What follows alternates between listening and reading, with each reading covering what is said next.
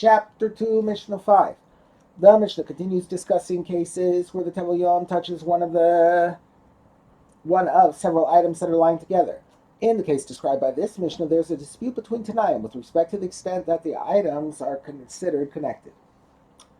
If there were pieces of sanctified meat, that is, pieces of meat from offerings, and a layer of gravy congealed on top of them, the law is as follows. If Tevul Yom touched the gravy but did not come into direct contact with any of the meat, the pieces of meat are permitted, that is, they are tahor, and may still be eaten. Although both the gravy and the meat are kodesh, only the gravy becomes pasul. The meat is not considered to be connected to the gravy, so the Tevul Yom is not considered to have touched the meat. And although the gravy is now pasul because it was touched by the Tevul Yom, it cannot transfer its tuma to the meat. Because teruma or kodesh items touched by Tevul Yom cannot make anything else tameh according to this Tana. But if he touched one of the pieces of the kodesh meat, the law is that the piece of meat that he touched, as well as the congealed gravy that would come up with the meat, if he would pick the piece up, are considered connected to each other when it comes to tuma. Therefore, that piece of meat and that amount of gravy are rendered unfit. The rest of the gravy, as well as the remaining pieces of meat, are not considered connected to that piece, and they remain tahor. Another Tana disputes both of these rulings. But Rabbi Yochanan ben Nuri says the two of them, that is, the congealed gravy and the meat, are both considered attached to each other, regardless of which one of the Tevul Yom touched. Therefore, Rabbi Yochanan ben Nuri disputes both of the previous rulings. In his view, if a Tevul Yom touches either the gravy or the meat, it is as if he touched both of them directly, and all the meat and all the gravy become pasul. The Mishnah identifies another case where the same dispute would apply.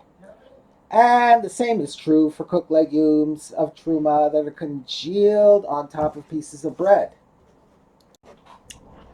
According to the Tanna Kama, if the Tevul Yom touches the legumes, all the legumes which are considered a single unit will be pasul, but the bread will remain tahor. And if he touches a piece of the bread, that piece and whatever amount of the legumes that will come up with them when that piece of bread is picked up will be pasul, while the rest of the gravy and the other pieces of bread are all tahor. But according to Rabbi Yochanan ben Nuri, the legumes and the bread are considered a single unit. Thus, whether the Tevul Yom touched the legumes or the bread, all of the bread and all the legumes will become pasul. Having mentioned legumes that became congealed, the Mishnah discusses several laws that apply to lentils that are being cooked into a stew. Regarding legumes of teruma that are being cooked in a pot, the following laws apply. While they still remain separate from one another, they are not considered connected to one another. And if a Tevul Yom touches one of the legumes, only it becomes pasul.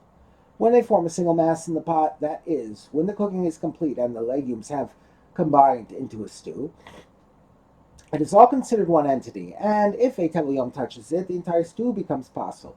If there are many clumps, that is, if the legumes have already cooked to the point that they have formed into clumps, but the clumps have not yet combined into a stew, each clump is considered a distinct entity, and therefore they are counted, with each clump being tameh with tuma one level lower than the one that touched it. Thus, if a sheretz, which is an avatuma, touched one of the clumps, that clump will become a rishon. Any clump touched by that first clump would be a sheni, and any clump touched by one of the second group of clumps would be pasul as a shlishi, since the clumps were teruma. And if a Tevul Yom touched one of the clumps, only that clump would be pasul. The Mishnah turns to another pair of substances that are subject to the dispute between Tanaim mentioned earlier in the Mishnah concerning gravy and meat.